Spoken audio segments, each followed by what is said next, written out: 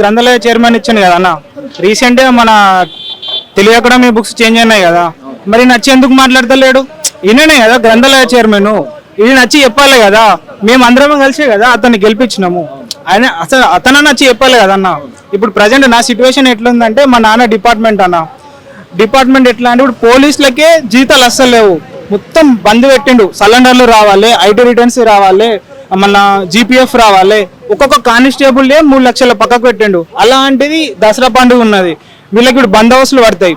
ఆ బందోబస్తులు పోయేటప్పుడన్నా కనీసం వీళ్ళకి టీఎల్ ఇవ్వాలి కదన్న, ఆ టీఎల్ కూడా లేదు.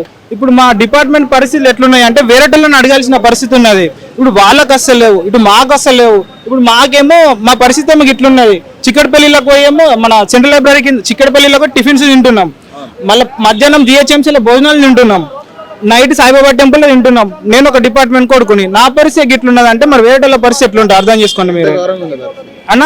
ఇంత ఘోరంగా ఉంది పరిస్థితి అంటున్నారు. ఒక విద్యార్థి పరిస్థితి అనే కాదన్న, మొత్తం ఏడికాడికి మొత్తం కుల్లా చేసేసిండు మొత్తం. మొన్న డిఎస్సి రిజల్ట్స్ అని చెప్పిండు, ఆ డిఎస్సి రిజల్ట్స్ వల్ల వాడు ఈడబ్ల్యూఎస్ తీసుకొచ్చిండు కదా. ఇప్పుడు ఇది మొత్తం ఏం నడుస్తుందంటే ఈడబ్ల్యూఎస్ వాళ్ళు ఓసీ ఉన్నారన్న, ఎస్సీ ఎస్టీలకు వెళ్ళి పోస్టులు మొత్తం మిగిలిన కొద్ది మొత్తం తీసుకుపోతున్నాడు. ఓసీలోకి తీసుకుపోయి ఇక్కడ మిగిలిన మొత్తం అక్కడ పడేసి మొత్తం వాడు లాస్ట్కి ఏం చెప్తున్నాడు అంటే ఓసీ వాళ్ళని నింపుతున్నాడు అంతే. ఇప్పుడు రీసెంట్గా నా సిచ్యువేషన్ డేంజర్ ఉందన్న, మా నాన్నకి శాలరీ లేదు, పడతలేదు, ఏం పడతలేవు. మేమేమో ఇక్కడ ఇది మళ్ళీ వీడి బుక్స్ చేంజ్ చేసిండు. మరి మేనిఫెస్టోలోనే చెప్పాలి కదా, నువ్వు మేనిఫెస్టోలో 2 లక్షలు ఇచ్చినా అని చెప్పిండు, కరెక్టే, జాబులు వేస్తున్నావు, మరి నువ్వు అప్పుడే చెప్పాలి కదా బాయ్. ఇది నీకు టీజీపీఎస్సీ బుక్లు చేంజ్ చేస్తున్నాను అప్పుడే చెప్పాలి కదా. అప్పుడు నువ్వు వచ్చేటోనువా? అప్పుడు ఈ రియాజర్ ఏడిపోయినప్పుడు రియాజర్ ఏడిపోయింది, రేవంత్ రెడ్డి గారు ఏడిపోయిండు, బట్టి గారు ఏడిపోయింది, వీళ్ళందరూ ఏడిపోయినప్పుడు అసలు ఇదన్నా మా పరిస్థితి ఇట్లున్నది.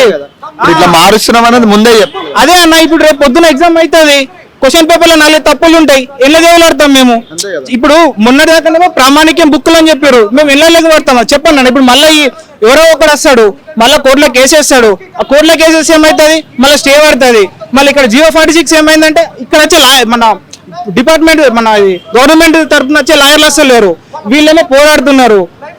చూడన్నా మాకు సాగు తప్ప ఏం లేదు. ఇప్పటికే ఏం చెప్దాం అనుకుంటారు, ఏం డిసైడ్ చేద్దాం అనుకుంటారు? ఏందన్నా ముందు చైర్మన్ అనేది తీసేయాలి, వాడు ఎందుకున్నాడో తెలియదు, వాడి 10 కాలం అయిపోయింది.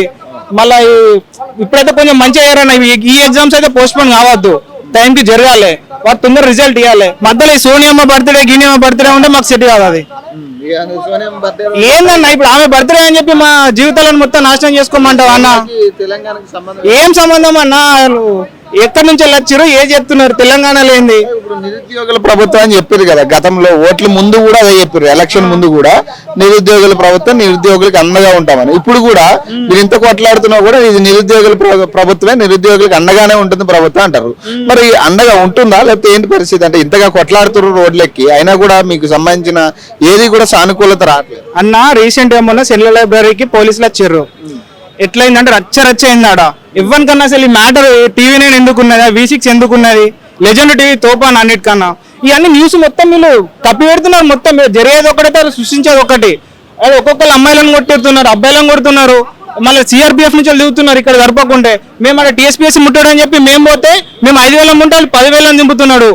ఇట్లున్నది నా పరిస్థితి. ఏ నిరుద్యోగులు ఏడ బతుకుతాం? రాక్షసంగా మీ మీద చూపించాల్సిన పరిస్థితి. మీరు అందరూ విద్యార్థులే కదా, రౌడీలు అయితే కాదు కదా. అదే అన్న, మేము గెలిపించినాం కదా, ఇంటింటా తిరిగి అందరు వేసి బస్సులలో ఇరిపించినాం కదా, ఇదే మాకు పాపం అవుతున్నది. రేవంత్ అన్న 7 రంగుల జెండా 3 రంగుల జెండా అంటే అసలు రంగులు పెడుతున్నారు మాకు.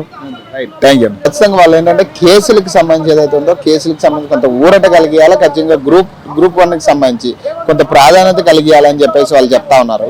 మరిన్ని అప్డేట్స్ కోసం చూస్తూనే ఉండండి లెజెండ్ టీవీ.